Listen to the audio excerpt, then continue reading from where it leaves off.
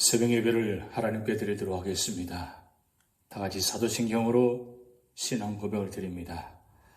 전능하사 천지를 만드신 하나님 아버지를 내가 믿사오며 그 외아들 우리 주 예수 그리스도를 믿사오니 이는 성령으로 잉태하사 동정녀 마리아에게 나시고 본디오 빌라도에게 고난을 받으사 십자가에 못 박혀 죽으시고 장사한 지 사흘 만에 죽은 자 가운데서 다시 살아나시며 하늘에 오르사 전능하신 하나님 우편에 앉아 계시다가 저리로서 산자와 죽은 자를 심판하러 오시리라.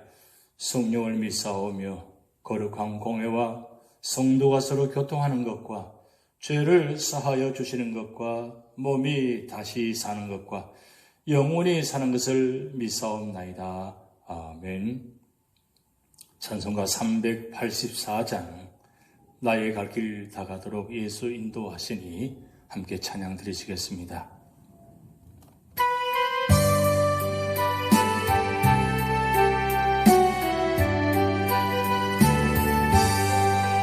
나의 갈 길 다 가도록 예수 인도하시니 내 주 안에 있는 건열 어쩔시마리요.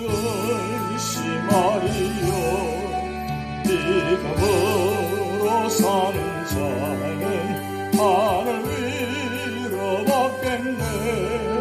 무슨 일을 만나든지 만사 영통하리라. 무슨 일을 만나든지 만사 영통하리라. 나의 갈 길 다 가도록 예수 인도하시니 어려운 일 당한 때도 족하는 내주시네. 나는 심히 고단하고 영혼 매우 가라나. 나의 앞에 반석에서 샘을 나게 하시네. 나의 앞에 반석에서 샘을 나게 하시네. 나의 갈 길 다 가도록 예수 인도하시니 그의 사랑 어찌 큰지 말로 알 수 없도다. 성령 감화받은 영혼 하늘 알아갈 때에 영영 부를 나의 찬송 예수 인도하셨네. 영영 부를 나의 찬송 예수 인도하셨네. 나의 갈 길 다 가도록 예수 인도하시니 그의 사랑 어찌 큰지 말로 알 수 없도다. 성령 감화받은 영혼 하늘 알아갈 때에 영영 부를 나의 찬송 예수 인도하셨네. 영영 부를 나의 찬송 예수 인도하셨네.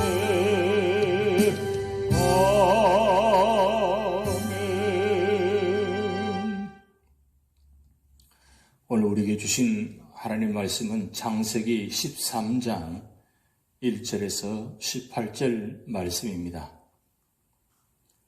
아브라함이 애굽에서 그와 그의 아내와 모든 소유와 롯과 함께 네겝으로 올라가니 아브라함에게 가축과 은과 금이 풍부하였더라.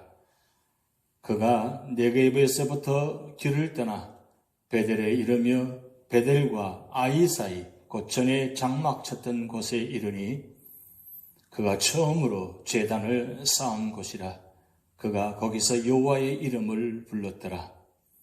아브라함의 일행 롯도 양과 소와 장막이 있으므로 그 땅이 그들이 동거하기에 넉넉하지 못하였으니 이는 그들의 소유가 많아서 동거할 수 없었음이니라. 그러므로 아브라함의 가축의 목자와 롯의 가축의 목자가 서로 다투고 또 가나안 사람과 브리스 사람도 그 땅에 거주하였는지라. 아브라함이 롯에게 이르되 우리는 한 친족이라. 나나 너나 내 목자나 서로 다투게 하지 말자. 내 앞에 온 땅이 있지 아니하냐. 나를 떠나가라. 내가 좌하면 나는 우하고 내가 우하면 나는 좌하리라. 이에 롯이 눈을 들어 요단 지역을 바라본즉 소할까지 온 땅에 물이 넉넉하니 여호와께서 소돔과 고모라를 멸하시기 전이었으므로 여호와의 동산 같고 애굽 땅과 같았더라. 그러므로 롯이 요단 온 지역을 택하고 동으로 옮기니 그들이 서로 떠난지라. 아브라함은 가나안 땅에 거주하였고 롯은 그 지역의 도시들에 머무르며 그 장막을 옮겨 소돔까지 이르렀더라. 소돔 사람은 여호와 앞에 악하며 큰 죄인이었더라. 롯이 아브라함을 떠난 후에 여호와께서 아브라함에게 이르시되 너는 눈을 들어 너 있는 곳에서 북쪽과 남쪽 그리고 동쪽과 서쪽을 바라보라. 보이는 땅을 내가 너와 내 자손에게 주리니 영원히 이르리라. 내가 내 자손이 땅에 티끌 같게 하리니 사람이 땅에 티끌을 능히 셀 수 있을진데 내 자손도 세리라. 너는 일어나 그 땅을 종과 횡으로 두루 다녀보라. 내가 그것을 내게 주리라. 이에 아브라함이 장막을 옮겨 헤브론에 있는 마므레 상수리 숲풀에 이르러 거주하며 거기서 여호와를 위하여 제단을 쌓았더라. 아멘. 오늘 창세기 13장은 넓게는 하나님께서 구약시대 구속사의 주역으로 선택하신 이스라엘 민족의 유명한 4명의 조상들의 생애를 기록한 창세기 제2부인 제13장에서 50장에 속합니다. 그리고 보다 좁게는 선민 이스라엘의 혈통적 조상일 뿐 아니라 구속사 전반에 걸쳐 모든 성도들의 믿음의 아버지로 부름받았던 아브라함의 일대기를 기록한 12장 1절에서 25장 18절의 연속 부분입니다.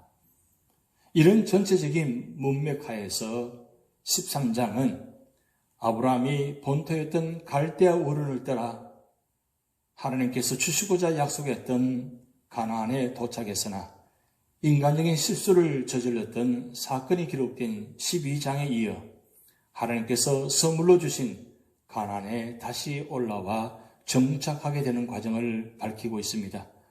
즉 13장은 애굽에서 인간적인 나약함을 보였음에도 불구하고 택한 자를 보호하시는 하나님의 축복을 경험한 후 아브라함이 다시 약속의 땅 가나안으로 돌아와 가나안 땅의 주역으로 부상하여 신앙의 조상으로서 보다 성숙한 삶을 살아감을 기록하는 것입니다. 이러한 13장은 다음과 같이 나누어집니다. 먼저 전반부 1절에서 13절은 아브라함과 롯이 분리되는 사건을 다루고 있습니다. 아브라함은 애굽에서의 쓰라린 신앙의 실패를 만회하기 위해 하나님께서 선물로 주신 약속의 땅으로 돌아왔습니다. 그러나 이미 아브라함과 그의 조카 롯은 육축이 많아졌으므로 잦은 분쟁이 일어났고 이에 대한 해결책으로 아브라함은 롯에게 우선적으로 좋은 땅을 선택할 것을 제안했습니다. 이에 롯은 육적인 욕심으로 요단 동편 땅을 선택했고 아브라함은 그 땅에 그대로 남음으로써 약속의 땅의 주인이 되었던 것입니다. 다음으로 후반부 14절에서 18절은 신앙적 결단을 한 아브라함에게 하나님께서 그 땅을 주며 그의 후손이 무수히 많아질 것이라는 축복을 선언하는 내용이 수록되어 있습니다. 이러한 축복은 이미 아브라함이 하란을 떠날 때에도 약속된 바 있고 훗날 횃불 언약의 내용 가운데서도 다시 확인된 바 있습니다. 이처럼 아브라함에게 거듭 자손 번성의 축복을 약속하신 것은 하나님께서 한번 약속하신 바를 반드시 지키신다는 확신을 아브라함에게 줌으로써 그로 하여금 하나님의 택한 백성의 조상이며 신앙의 조상으로서의 성숙한 삶을 유지케 하기 위해서인 것입니다. 첫 번째, 1절에서 13절 말씀을 통해서 아브라함 일가의 가나안 귀환과 롯의 분가의 말씀입니다. 아브라함의 애굽 이주와 그곳에서의 위기 및 하나님의 구원하심을 보도한 지난 12장 10절에서 20절에 이어 본문은 아브라함 일가의 가나안 귀환과 롯의 분가 사실을 보도하고 있습니다. 이러한 본문은 두 부분으로 나누어집니다. 먼저 전반부 1절에서 4절은 인본주의적인 방법으로 자신의 생명을 보존하기 위해 약속의 땅인 가나안을 떠나 애굽으로 이주했던 아브라함이 애굽에서 치욕적인 실패와 하나님의 구원의 은혜를 체험하고 첫 신앙의 회복을 위해 그가 뜨거운 신앙으로 맨 처음 제단을 쌓았던 가나안 땅 베들로 가족을 이끌고 기원하였으며 또한 회개와 감사의 단을 쌓은 사실을 보도하고 있습니다. 다음으로 후반부 5절에서 13절은 아브라함이 그의 조카 롯과 분가하는 장면을 보도하고 있습니다. 즉 아브라함과 롯은 그들의 많은 가축대로 인하여 자신들의 목자들 간에 분규가 일어나자 목초지 확보를 위하여 선의의 분가를 한 것입니다. 그런데 여기서 주목할 것은 가족의 장래와 재산의 사활이 걸린 목초지 선택 문제에 있어서의 아브라함의 희생적이고도 신앙적인 행동의 모습입니다. 만일 아브라함이 애굽에서 보여준 인본주의적인 처신 방법대로라면 분명히 그는 숲으로서의 기득권을 내세워 보다 좋은 것을 차지하려고 노력했을 것입니다.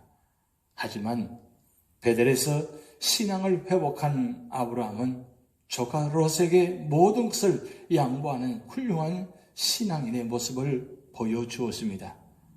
아브라함은 기름진 땅을 포기하는 대신 하늘 기업을 소망하면서 9절 말씀에 내가 좌하면 나는 우하고 내가 우하면 나는 좌하리라는 자기 희생적 양보로서 첨예한 문제를 은혜롭게 마무리 지었던 것입니다.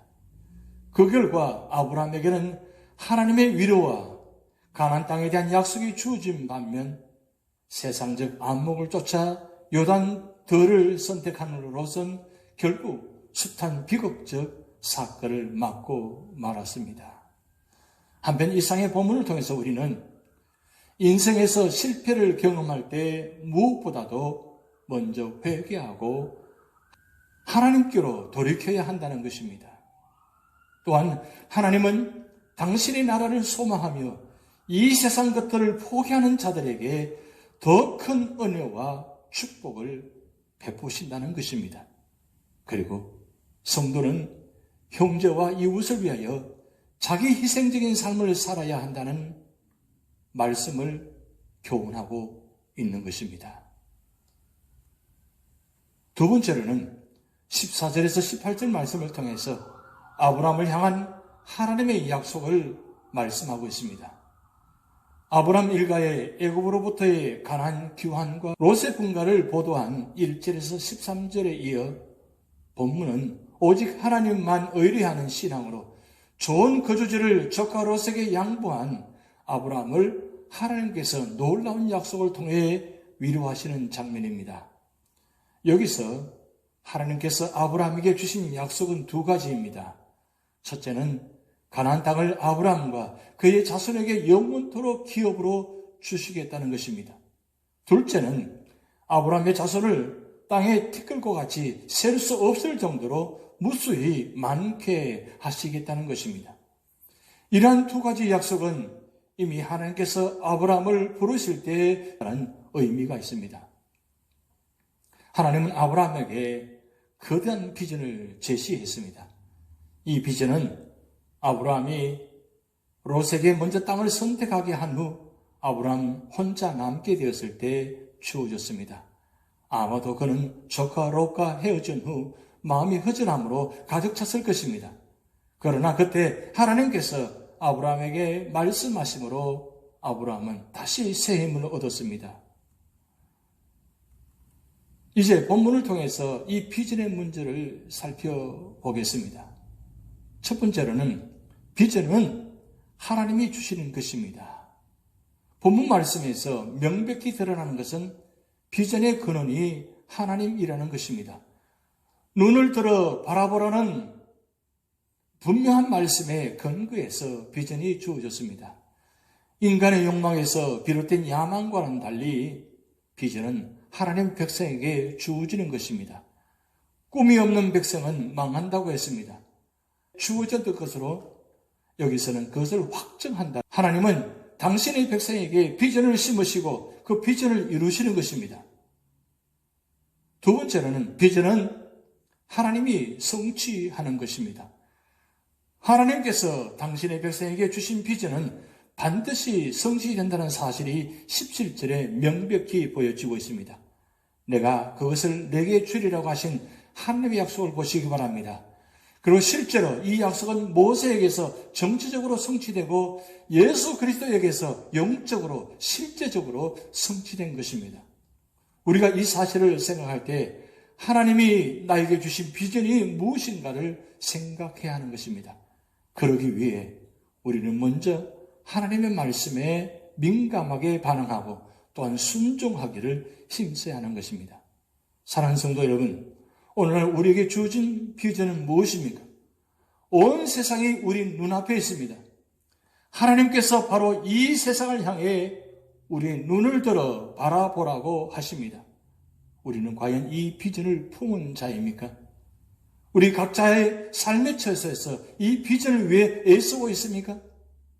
우리가 이 거대한 비전을 품고 일할 때 하나님께서 이 비전 또한 성취한다는 것을 기억하시기 바랍니다. 한편 본문의 두 가지 약속은 역사적으로 모두 성취되었습니다. 즉, 첫 번째 약속은 비록 이스라엘 민족이 하나님께 범죄하여 한때 가나안 땅에서 추방당하는가 하면 민족적으로 멸절의 위기를 당하기도 했지만 여호수아의 가나안 정복 이후 오늘날까지 가나안 땅을 그들의 기업으로 삼게 하셨습니다.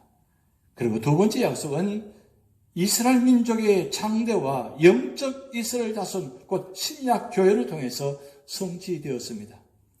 이러한 사실을 통해 우리는 너무 지나치게 현실적 이해를 추구하는 이해타산적인 삶을 살아서는 안 된다는 것을 깨닫게 됩니다.